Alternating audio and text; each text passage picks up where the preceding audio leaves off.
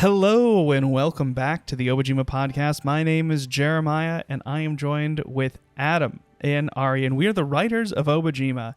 And you are jumping in for our weekly writers meeting where we sit down, we talk Obojima, we talk D&D, and a few other things. And this week is special because we're talking about a Yatamon list of spells. For those that don't know, we have an upcoming book coming out, Obojima Tales from Yatamon. And this is us talking about some of the content that might make it into the book. First of all, everyone stop what they're doing, go to the description, and click the link to follow the Kickstarter page so you're notified when the Kickstarter goes live. And now that you are back, you can hear us talk about Yatamon spells. First of all, what is Yatamon? Well, Yatamon is Obojima's major city. Good gosh, Ari, you're so good at podcasting. For those that aren't familiar, Obojima has many interesting locations, but one of our favorites is Yatamon, the largest city in Obojima and also known as the first age city, where all of the buildings inside of it, or nearly all of the buildings inside of it, are all relics from the first age that are now being inhabited by Obojimans. So you get this fun, a very hyper first age experience. You know, there's everything, witches and Vespas and vending machines and telephone wires and all for sorts of stuff. Subways and Obojimans who are way out in the countryside and who have never seen a first stage city. It's a bit of a culture shock when they get there. A little bit of a little bit bewildering, maybe. So what makes this list of spells unique?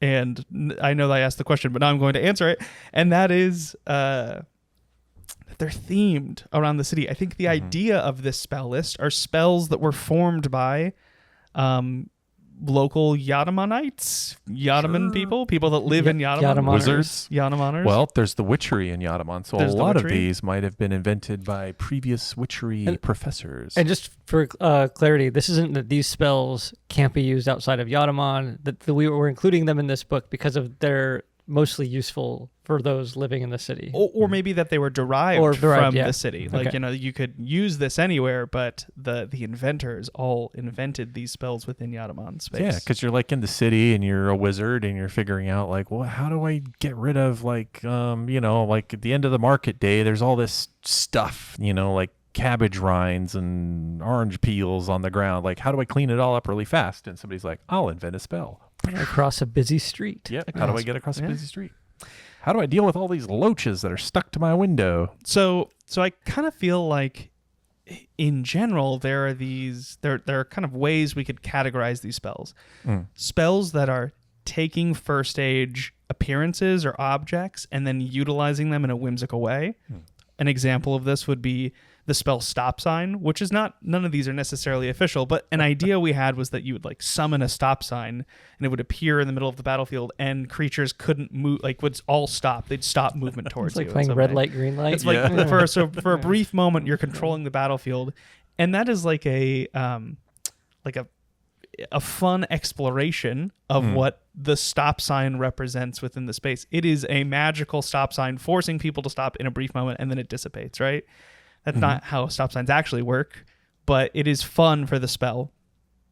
And then there are other things, which like, for example, barrier is another spell idea that we had, which doesn't necessarily have anything to do with the city, but could be tied to the city's culture. And in barrier's idea is you create a space that doesn't allow specific creatures in.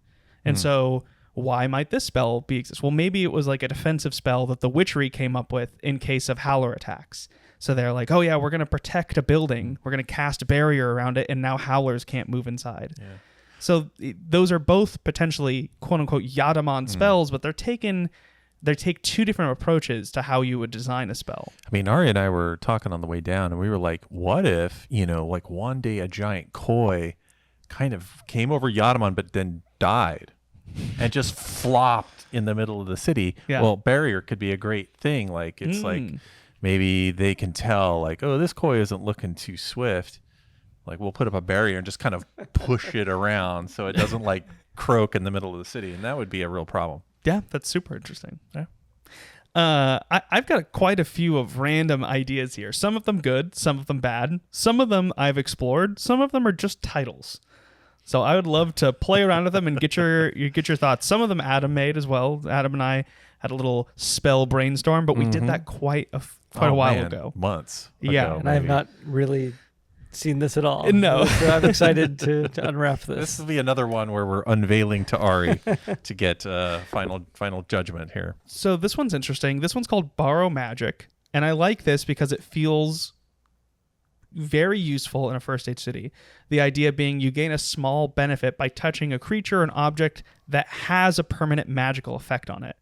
So the idea being like, for those that don't know, the first stage city full of magic that keeps it, I guess, pristine. And so the idea that there'd be this spell where you can gain some sort of like, I'm going to go temporarily borrow some of this magic to use it in some way is interesting.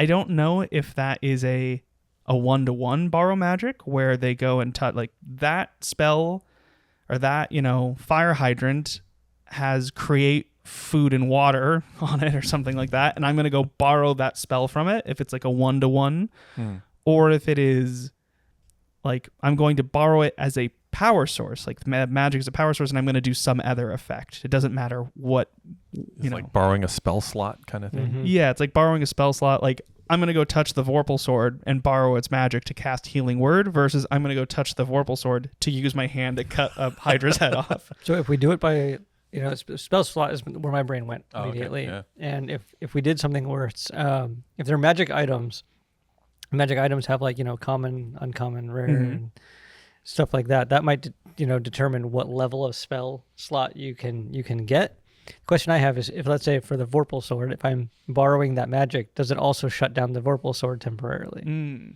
Or am I just, so it's like, that is really powerful. Right.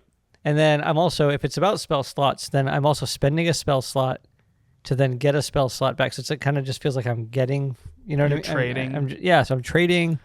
So I maybe the spell slots don't quite work in that way because of the economy of spell slots, but I'm not sure. I think I like the idea, and it feels very like Howl. This feels like a nonchalant wizard who would walk up and be like, "Oh, like this is extreme here." So I'm not saying this is what the spell does, but Howl would walk up to a rubble golem and be like, "Oh, there's a rubble golem in the way," and he would touch the rubble golem and make his own rubble golem to deal with it or something like that. Like it's the idea of matching the magic in some way, which I think is really interesting. Like there's also kind of this mimicry that you get. So maybe borrow magic, isn't it? So it's maybe magic mimicry in some way. Mirror magic. Where, the idea that you're a very skilled wizard who is able to maybe just it's just spells. You can copy a spell someone else has done.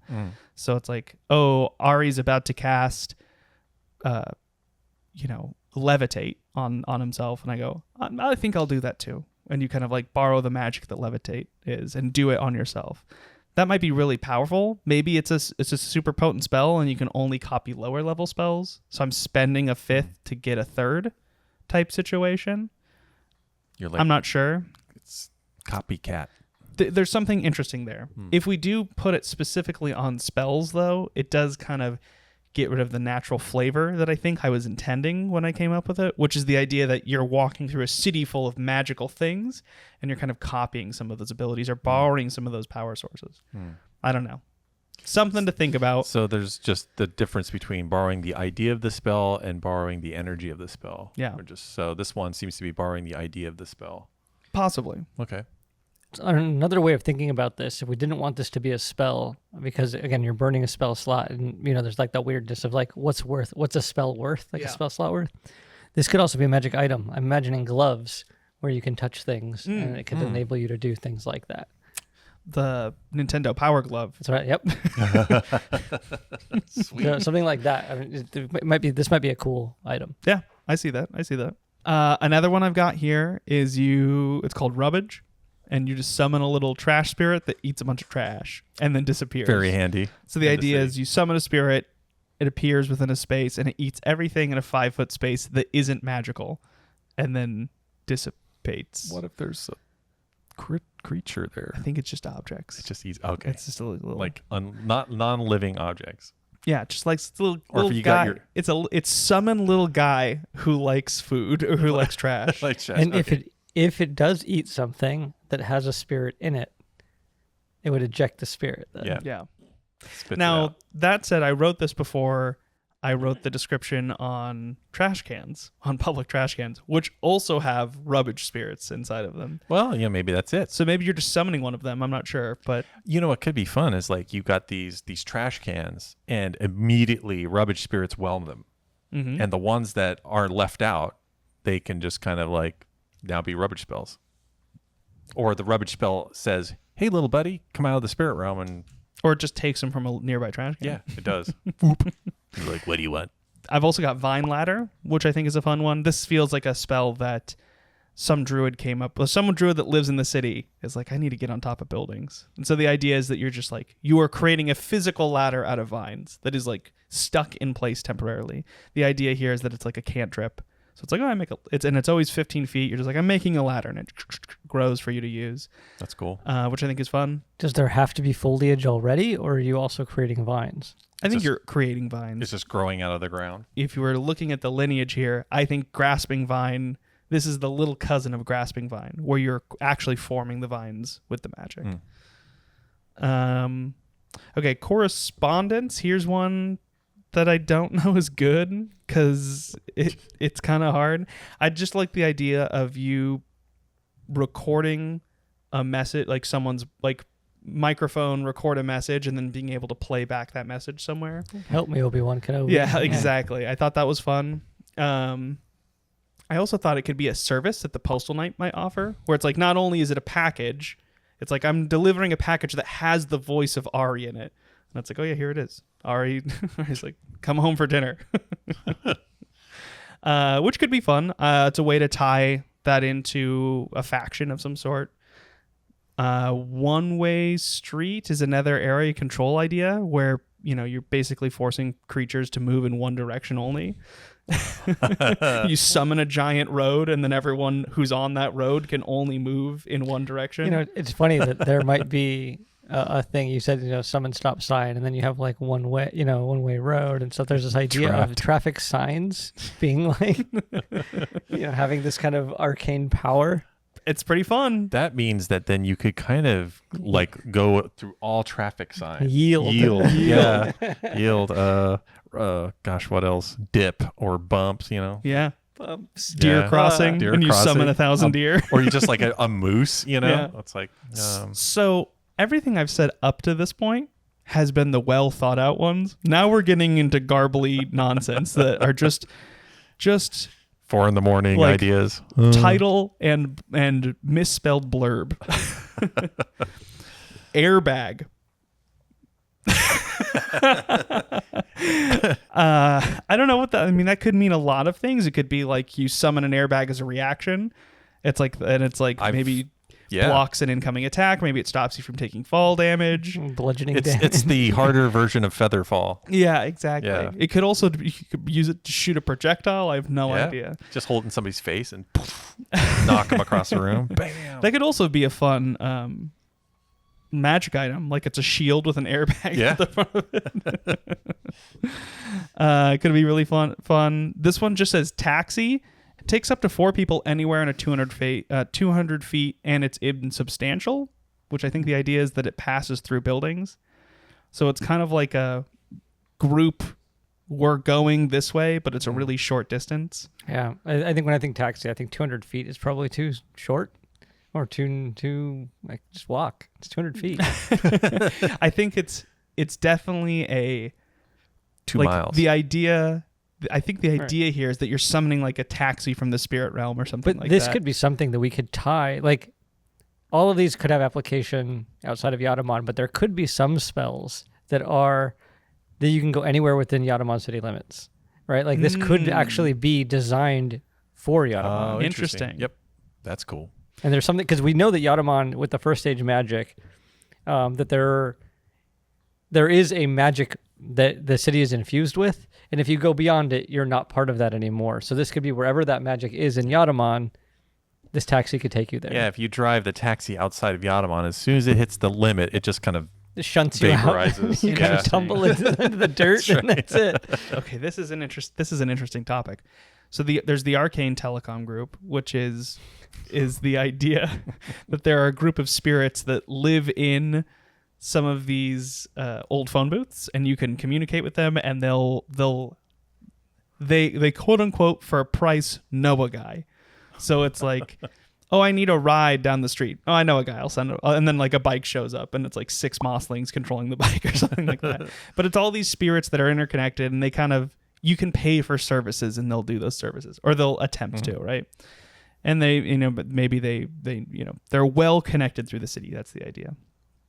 And so you can find these Arcane Telecom phone booths all throughout. Maybe they have a spell that they've made that's just like, they give them, it's almost like if you've ever gone into like a major downtown area or on Vegas and people are handing out stuff. Oh yeah. The Arcane Telecom group is like handing out this spell. Pamphlets. It's like a spell book. It's like a spell scroll. They're like, hey, here's the spell if you ever want to summon us. Yeah. It's got minutes on it. Yeah. And then it summons whatever it is. Maybe it's a taxi service they offer. Like the spell's free, the service isn't. Yeah. I love that idea. I think that's fantastic. I think that's great, because then I don't feel bad taking this scroll and I'm like, taking this spell. Like, we're leaving Yatamon. It's like, oh, this is a dead spell in my This is a dead yeah. spell. And as a wizard, if you visit Yatamon often, it's just an extra spell you can copy down. I think that's pretty fun. That's cool. What it does, I don't really know. But in fact, having a spell that's on like posters basically taped up on telephone booth or on telephone poles and things like that, and then you go and those guitar lessons or whatever, and you pull one of those things up and it has like the spell. It's like, yeah, you could write that down in your spell book.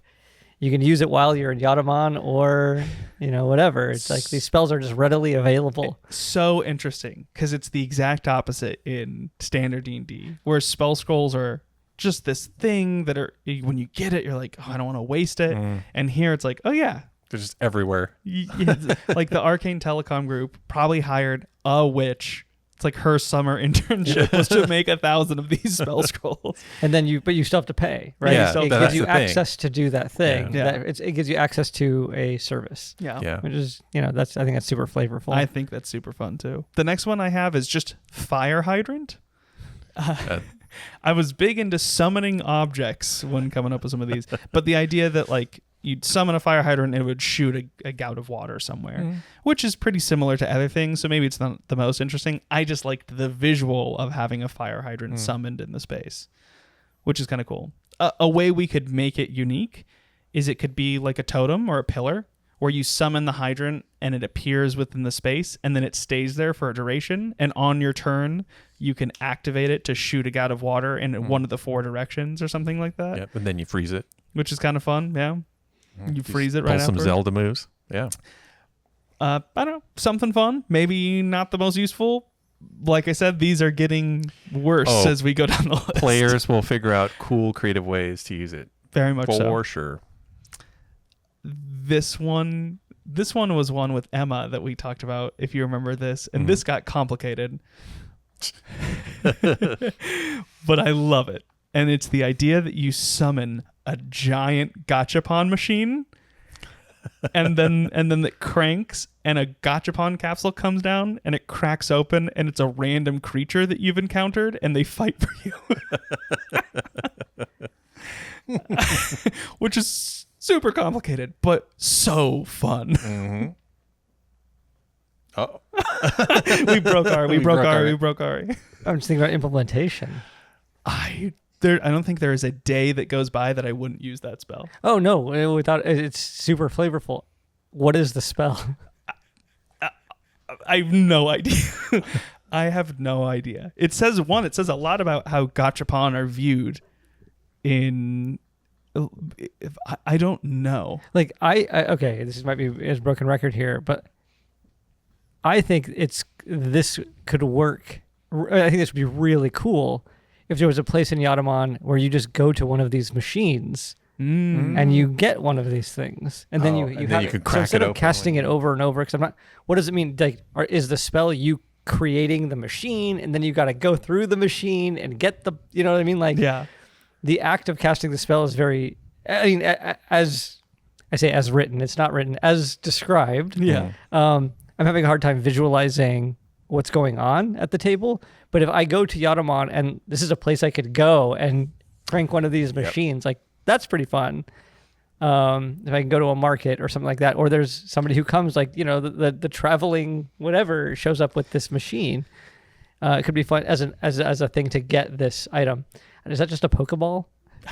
It is. It's a little Pokeball. Sure. Yeah. So, okay, here's my thought. Here's how I would explain it if it was a thing that you summoned.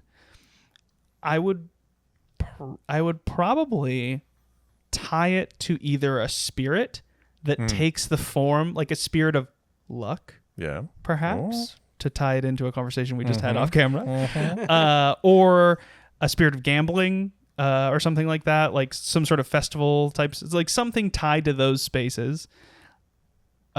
Or alternatively, like, and this is the representation of them, like you're almost like summoning this spirit, and they like, and it could even get creepy too, where the spirit like is capturing these creatures and is like is using them to feed this this space, which is kind of crazy, but also like I guess it's okay because they're all bad monsters, but I don't know. We can get weird with it. We can get really weird with it, which I love. I love weird stuff. I mean, maybe part of the spell is selecting which kind of gachapon thing you want. Like it's like I want the ones that are themed with this, or I want the themes that are creepy, or I want, you know, like, and then you pull the lever and you get whichever random one comes out. It's kind of cool. Well, now, what do you put? Like, but where is this machine? What is this machine? Is the spell create the machine? I think it appears like this giant physical entity appears, and it's like 4 stories big, and it reminds me of like a Persona and it rolls 5 out and then cracks open, and then it disappears again in the moment.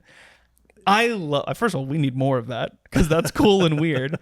I love that, like you having the ability to summon this great thing, even just temporarily. Yeah. Even though the outcome is minor, just the visuals of that is spectacle. Yeah. Spectacular. I love it. Makes me think of I don't know if you guys have played Persona 5, but like when you do an epic move and then it does something crazy like that, it's just like this giant video game comes out and it goes ding, ding, ding, ding, ding, ding, and then the spell goes off and it hits the, you know, your enemy, and it's like, but yeah, it's pretty cool. Now, the other way I would tie this, if it's not a spirit or if it's not anything like that, is I would say the creator, the inventor, used like a gachapon machine in the invention of the spell. And maybe even part of the thing is like a capsule toy that you have to like, that you use over and over again to summon it. But it's like, it is, I don't know, but like some sort of weird crafting in the spell makes it form in this shape, you know?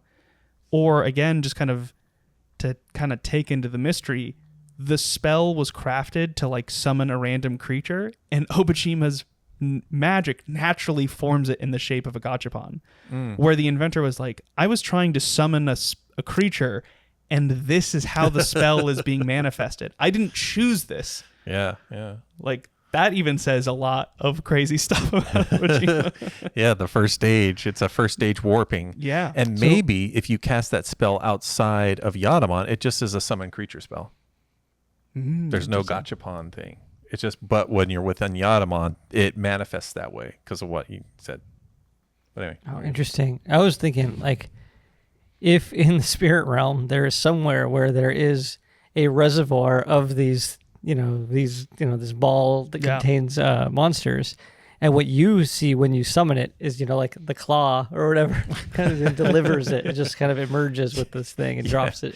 You cast the spell, so this claw just comes out of the spirit realm and drops a creature. And it could be like this weird, like spirit arm claw. It doesn't have it's to like be a lung. To make it less weird, the secondary idea is that it summons a random object as well.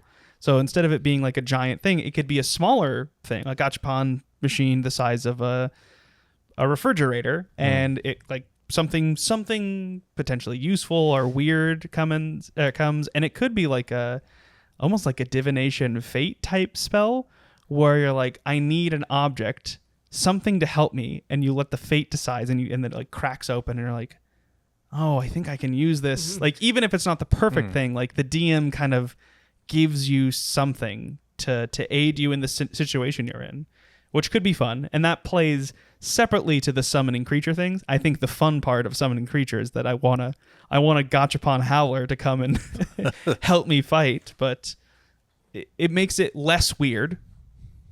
And maybe that's the wrong direction. Maybe we want to go as weird as possible. Well, this one feels weird to me. I think just It's a high level spell, but you can do some dial fun up the stuff. weird. Yeah. Yeah, that is wild stuff. Like I said, we got into some interesting spaces here.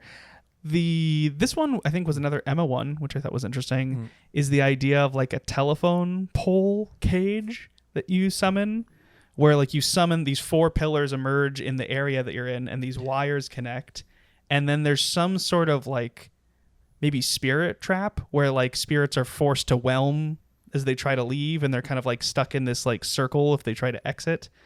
Like it's some sort of barrier of some way. These like points. These points that you're maintaining. And then when you break concentration, they fade in some way.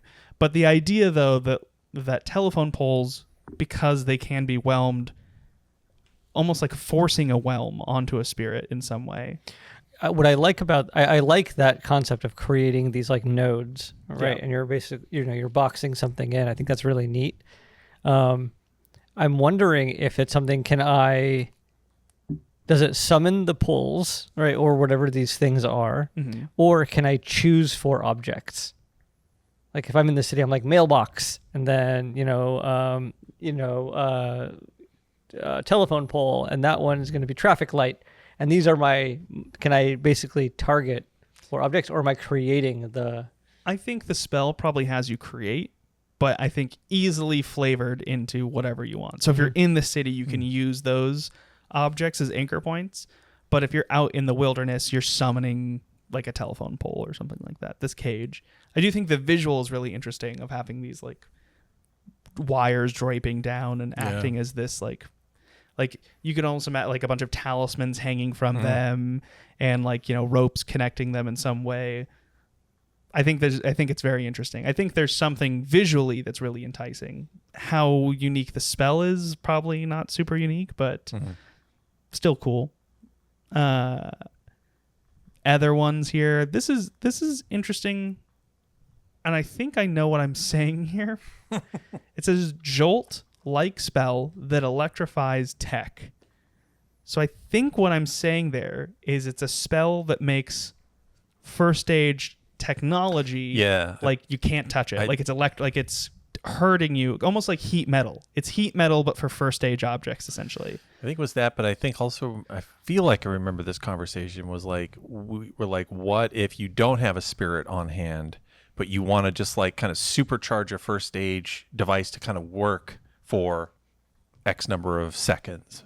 Well, so like Jolt does that naturally. Yeah. But like okay. But I guess to your point though, Jolt lasts for a very brief amount of time, 18 seconds. Okay. So maybe this could be longer. like a first level spell or second level spell that lasts for an hour or a day or something like that. If we wanted to do the next step above Jolt.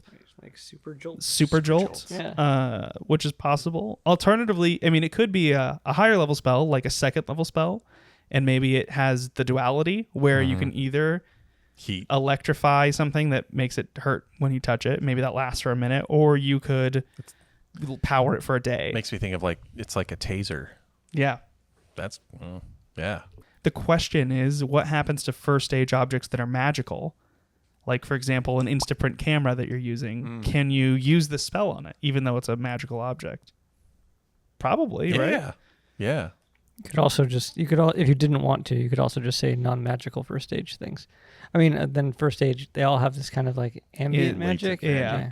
It's an environment we could build in. There's something there. Bird delivery spell. Now, I finished the bird delivery spell. Oh. So it exists. It's a utility spell that delivers a package to another space that you can see. So it is in my head, the way I'm imagining it is like the trinket, the object, the MacGuffin is off on the ground there, and I need to get that object to the rogue. Like the key's on the ground, the rogue needs it to open up the chest. Bird delivery spell just picks it up and delivers it to that thing. Like and it's to another creature, and it moves around objects.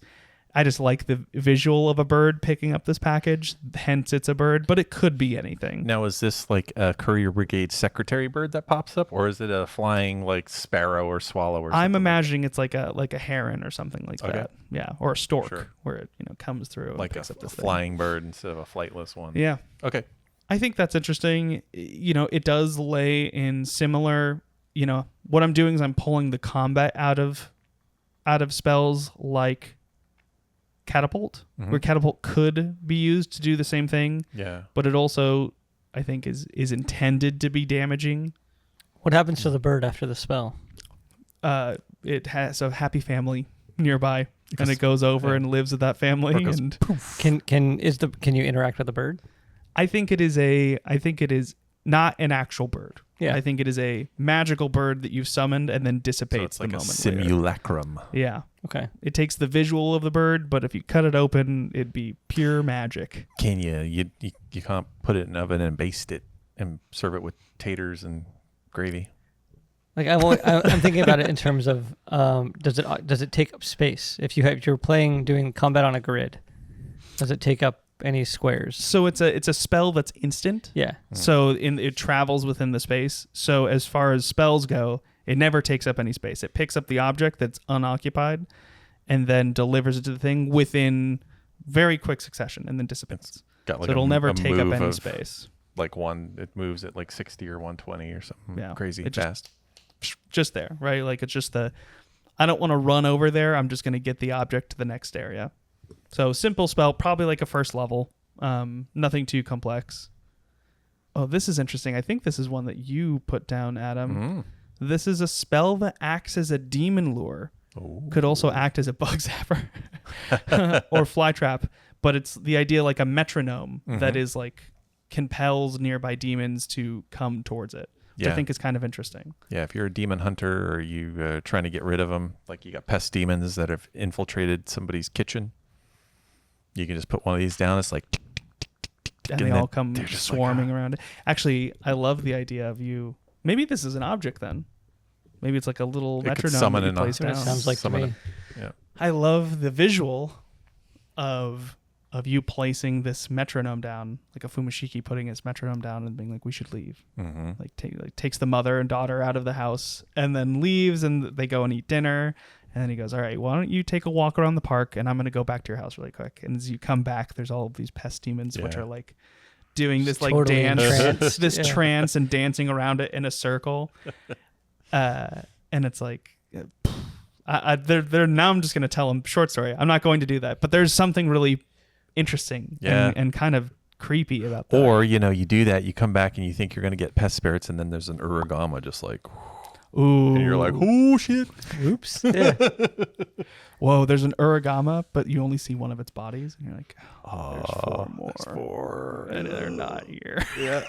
They've resisted the spell. But oh my gosh, I love that. Their buddy was the weak one, and it just was like, oh. Oh man, creepy. I just want to make an animated series. This one, floppy disk save point is kind of interesting. So it's kind of like a do-over, like a little go back in time type situation. Yeah, that seems like a pretty potent, powerful spell. Super powerful. Also sounds like a magic item potentially. Could be. Yeah. I'm trying to think of how it would work. Unless the component is the floppy disk, and the spell is the save point, so you are saving into that disk. So you can make it where the disk is the component. Interesting. So is the save point? I wonder if the save point is just a space, where it's like, when you cast the spell, and the spell say lasts for 30 days, and you save a point in space, like in the area. Let's say you're in the middle of a shrine or something like that, and you go on to adventure, and then it's like a get out of jail free card. Like I'm gonna use my reaction to crush the floppy disk or consume the floppy disk, and I teleport back to that space.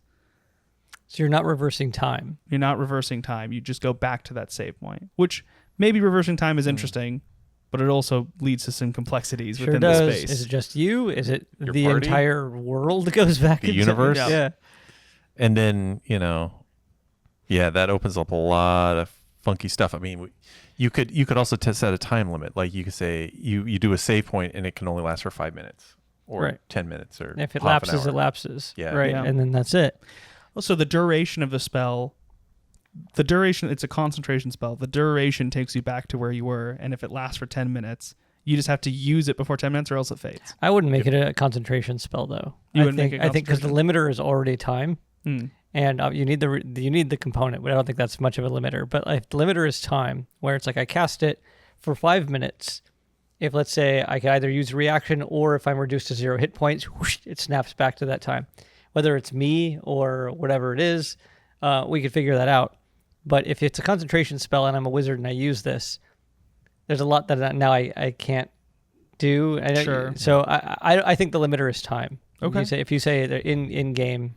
And I think it could be similar to like a teleport spell where it's like you and however many willing, people in X number of feet radius around you agree to it, then within the next 5 minutes, you can reset to this moment you cast the spell. So, for example, there's the rickety rope bridge that's crossing the chasm, and can you all make it? You all go through, and the last person is Doofus, the clumsy, and you're like, come on, Doofus, and he's like, okay, and he goes across and he slips, falls, dies, and you're like, let's reset, you come back to the beginning, and then try again. So it's basically advantage. It's flavorful story advantage. If we made it so it doesn't reverse time and it just puts you back in that location, it could be interesting in the sense that, let's say you're all crossing the rope bridge and you connect it to everyone because you don't know who's going to fail. And 3 people get over and one person, the rope bridge snaps and you have to activate it. But all of you go back. Now you're back on the side. Everyone's safe, but no rope bridge now. This is what I use if I'm a thief, right? Yeah. I get in, I grab the thing, and then I pull the ripcord. I'm out. I don't have. It's not actually about saving myself. It's about if it's about just returning to a space, then I'm using that to. I'm going to infiltrate somewhere, and if I know that getting out is hard, I trip the alarm. Yeah. Yeah. Oh, all right. Goodbye. I'm out of here anyway. So that's probably how it's going to be used. If it's about returning to a moment in time, I think when you're casting it, you are saving it for some number of willing participants, and then if when you activate it or kind of trigger the spell, you all go back to that time. Now, as a DM, I like that as a one-use item.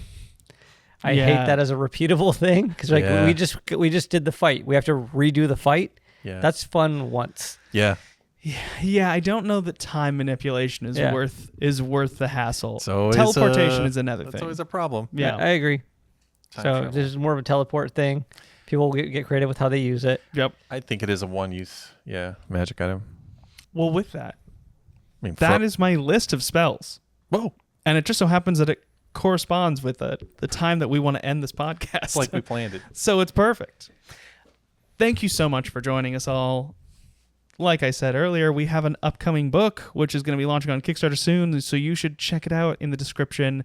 Like and subscribe to the podcast. Follow us on social media, TikTok, Instagram, Reddit. Join our Discord. Leave cool comments. Yeah. Tell us which spell you liked, and if there was 1, if we should get weirder. Yeah. 2, how weird should we get? Get weirder. Get weirder. Go weird. Thank you so much, and we will catch you all next time. Bye-bye. See ya.